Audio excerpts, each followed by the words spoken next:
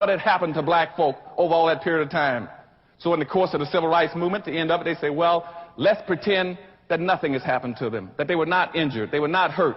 And now let's go seek integration and pretend that we're all equal.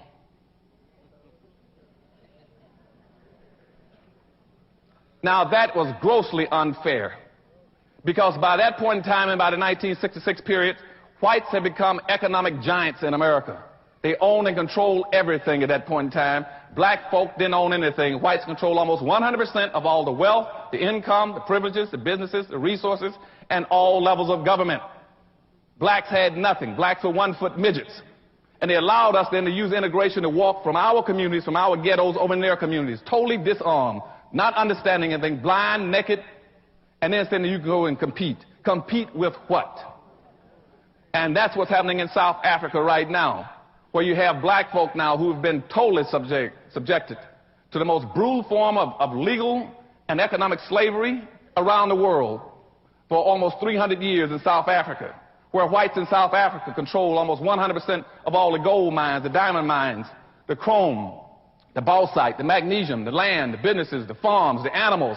And now in South Africa, they've been told that they're free. Now, anybody in his right mind would have said, hold it a second.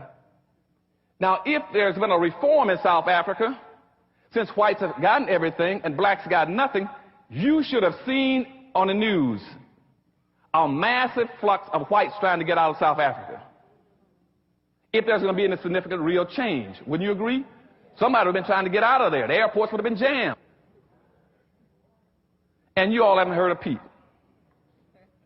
You know why? Because nothing is changing. Because in South Africa, the dominant, arrogant white society that's been so brutal to black folks still owns and controls 100% of all the gold mines, diamond mines, silver mines, chrome, bauxite.